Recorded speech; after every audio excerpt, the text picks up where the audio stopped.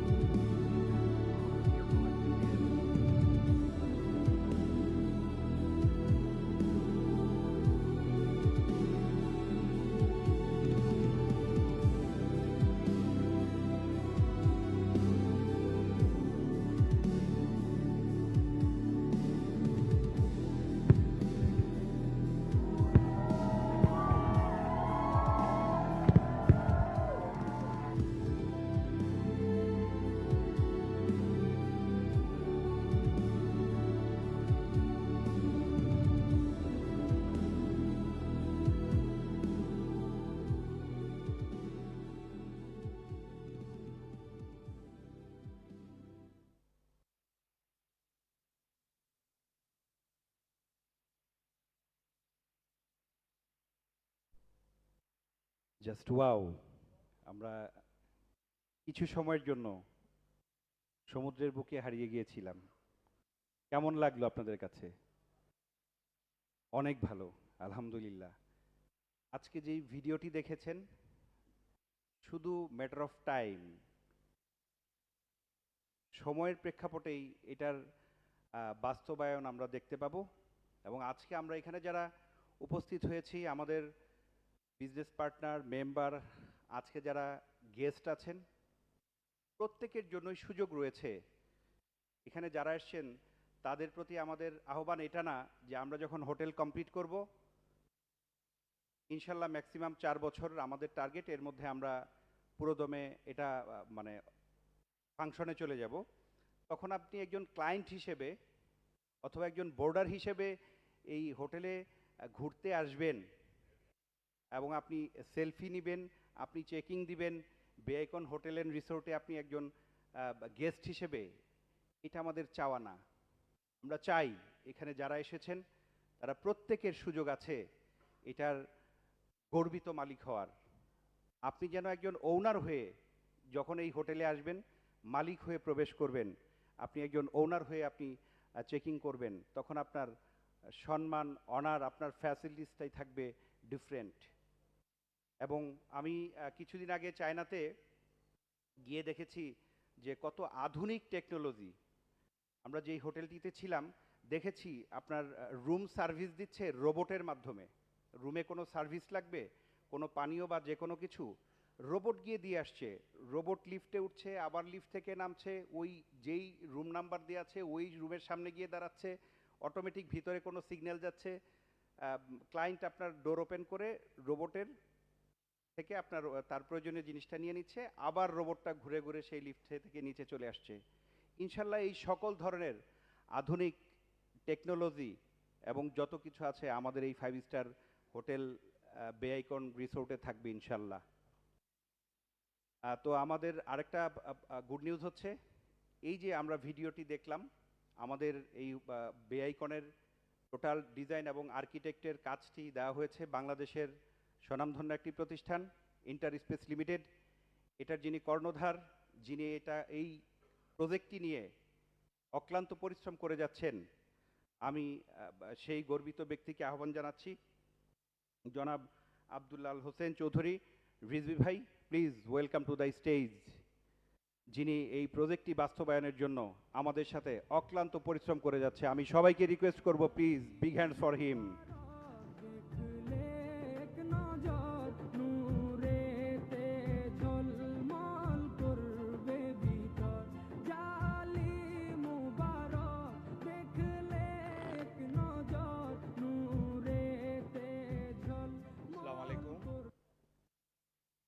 উপস্থিত সুধী, আমি শুনছিলাম নিজের এই প্রজেক্টটা 6 মাস আগে আমাকে দেওয়া হয়েছিল ইন্টারকন্টিনেন্টাল হোটেলে একটা প্রোগ্রামের মাধ্যমে।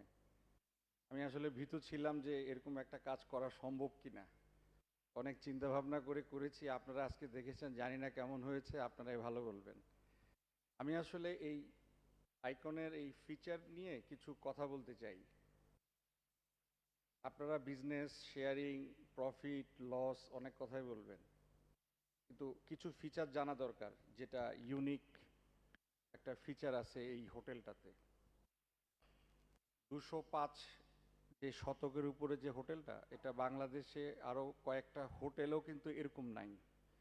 সি রয়্যাল টিউলিপ যেটা বলে সিপ্যাল, ওদের ভূমিটা একটু বেশি।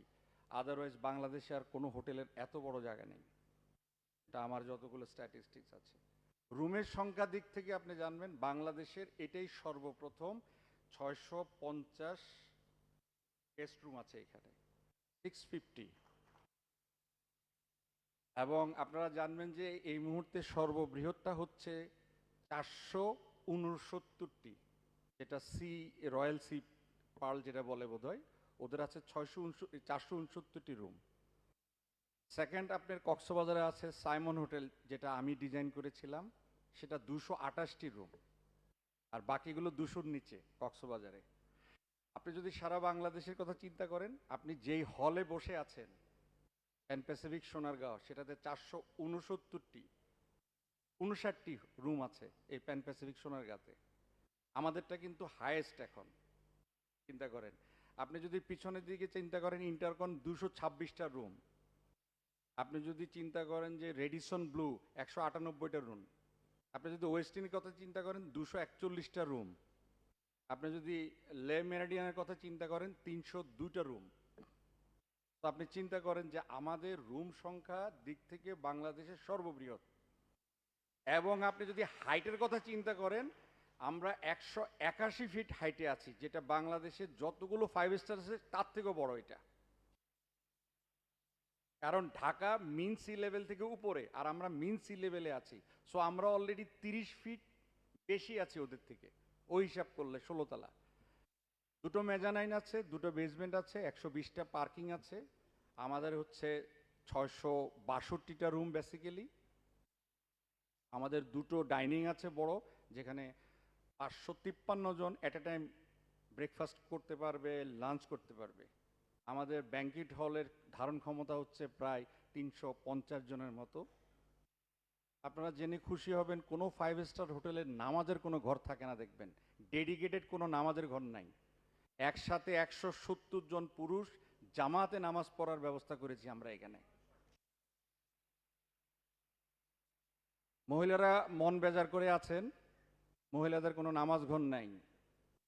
মহিলাদের জন্য সুখবর, 50 জন অ্যাট এ টাইম জামাতে নামাজ পড়তে পারবেন আপনারা। এখানে যে দোতলা মেজানাইন, ওখানে মহিলাদের জন্য আলাদা ব্যবস্থা, অজুখানা, নামাজ ঘর আছেন। আমাদের এখানে যে সুইমিং পুলটা আছে, এটা দেখবেন কনভেনশনাল কোনো সুইমিং পুল না। আপনি ল্যাপ করতে পারবেন, সুইম করতে পারবেন, কিন্তু কনভেনশনাল যে স্কোয়ার সুইমিং তা না। ইস একটা ওভাল শেপের মতো, semi oval, but infinity swimming pool. আপনি যখন সুইমিং করবেন, আপনি যে লেভেলে তাকাবেন সমুদ্রের দিকে, সমুদ্রের পানি আর আপনার সুইমিং পুল পানি এক লাইনে থাকবে। আপনি দেখবেন, এটা অবাক হয়ে যাবেন আপনি যখন ওই ইনফিনিটি পুলে যাবেন, তখন দেখবেন যে সমুদ্রের, আপনি সমুদ্রেই গোসল করছেন, সুইমিং করছেন সমুদ্রে, এটাই মনে হবে আপনার। আপনি এই সোনারগাঁ হোটেলটা যদি ধরি, দেখেন আপনি চারিদিকে গ্রিন কত পার্সেন্ট আছে দেখেন। আমরা 55% গ্রিন ছেড়ে দিয়েছি অ্যাজ পার গভর্নমেন্ট রুলস। এই হোটেলটা কমপ্লিটলি কমপ্লায়েন্সের উপরে করা। আমরা 55% গ্রিন ছেড়েছি। কিডস প্লে এরিয়া আছে, ইনডোরস, বাচ্চাদের জন্য ইনডোর গেমস আছে। রুফটপে বারবিকিউ বা পার্টি করার জন্য 550 অ্যাকোমোডেশন আছে আমাদের। দিস ইজ হাইয়েস্ট বাংলাদেশে। এই ইউনিক সেলিং পয়েন্ট, যেটা আপনারা মার্কেটিংয়ে বলেন, এই সেলিং পয়েন্টে আপনারা সেল করতে পারবেন। আমাদের এই হোটেলের পূর্ব দিকে পাহাড়, পশ্চিম দিকে আসলে সমুদ্রটা। এমনভাবে এটা ডিজাইন করা হয়েছে, আপনি যদি এটার অ্যানিমেশনটা যেটা আছে সেটা যদি দেখেন, 3Dটা, প্রত্যেকটা রুম থেকে আপনি পাহাড়ও দেখবেন, প্রত্যেকটা রুম থেকে আপনি কিন্তু সিও দেখবেন। এবং সেই জন্য কিন্তু এই শেপটা করা হয়েছে। আমরা স্কোয়ার কোনো একটা হোটেল বানাই নাই। বাংলাদেশের সমস্ত হোটেলগুলোর দিকে তাকাই দেখেন, সবগুলো স্কোয়ার, একটা বক্স। আমি আউট অফ বক্স বের হয়ে এই চিন্তাটা আমরা করেছি। এবং এটা আইকনিক একটা বিল্ডিং। আপনি চিন্তা করতে পারেন, কক্সবাজার না, পুরো বাংলাদেশের জন্য এটা একটা আইকনিক বিল্ডিং হবে। কক্সবাজার কি হবে, এই ধারণাটা আমরা একটু নিতে চাই। 2015 সালে কক্সবাজারে বাংলাদেশ ট্যুরিজম বোর্ডের স্ট্যাটিস্টিক্স অনুযায়ী 12 লক্ষ ট্যুরিস্ট ছিল পার ইয়ার 2015 সালে। 2023 সালে সেটা হয় 31,56,000 অ্যাজ পার হোটেলের যে রেকর্ড সেখান থেকে। 2024 সালে সেটা হয় 42 লক্ষ। 2025 সালে সেটা হয় 51 লক্ষ। আমরা কাজ শুরু করেছি এখন। কোরবানি ঈদের পরে আমাদের পাইলিংয়ের কাজ শুরু হবে। ইতিমধ্যে আমার টিম কক্সবাজারে গত সপ্তাহে যে পুরো লেআউট কমপ্লিট করে ফেলেছি আমরা। ঈদের আগে কন্ট্রাক্টর নিয়োগ হবে, ঈদের পরেই আমরা মাটিতে হাত দিব, পাইল কাজ শুরু হয়ে যাবে। এবং আমি নিশ্চয়তা দিতে চাই, এই ডিসেম্বরের ভিতরে আপনারা গ্রাউন্ড ফ্লোর দেখতে পাবেন ইনশাল্লাহ। চাইলে পিকনিকও করতে পারেন, দুটো বেসমেন্ট খালি করে দিব, মজা করে পিকনিক করবেন। অথবা তবলিগ জামাতের মতো ব্যাগ ট্যাগ নিয়ে যাবেন, লাঠি সোটা নিয়ে যাবেন, কোনো খাট পালং নাই, বেসমেন্টে শুয়ে যাবেন, পিকনিক হবে আপনাদের। আর ওই গ্রাউন্ড ফ্লোরের ছাদটাই হবে আপনাদের জন্য রুফটপ তখন, কারণ 16 তলা তো হয় নাই, ওইটাই হবে রুফটপ। তাহলে আমরা এই বিল্ডিংটা বানাচ্ছি কেন? প্রচুর তো হোটেল আছে কক্সবাজারে, বোর্ডিং আছে, কেন হোটেলটা করছি আমরা? বেআইকন কেন হোটেলটা করবে এখানে? প্রয়োজনটা কি? প্রয়োজনটা আমার মাথায় একবার এসেছিল যে বোধহয় হাসিফ ভাই, মিয়াজি ভাই বা আমাদের জুলফিকার ভাইরা চিন্তা করেছে, সেটার সাথে আমার ম্যাচ করে কিনা আমি দেখলাম। 2030 সালে ইনভেস্টমেন্ট বোর্ড বলছে তাদের পর্যটনের থেকে তথ্য নিয়ে 2030 সালে 1 কোটির উপরে শুধু লোকাল ট্যুরিস্ট ওখানে যাবে 2030 সালে। আপনি একবার চিন্তা করে দেখেন তো, এই হোটেলগুলো যতগুলো আছে তার অ্যাকোমোডেশন যোগ করলেও তো আসলে এত লোকের জায়গা হবে না ওখানে। সো বে আইকন যে দুটা নতুন প্রজেক্ট ধরেছে, একটা কলাতলি আর একটা সুগন্ধা পয়েন্টে, আমার তো মনে হয় 30-এ জায়গা দিতে পারবে না। কেন জায়গা দিতে পারবে না? যদি আমরা চিন্তা করি কেন আজকে 47 লাখ 51 লাখ যাচ্ছে, কেন 30 সালে 1 কোটি যাবে?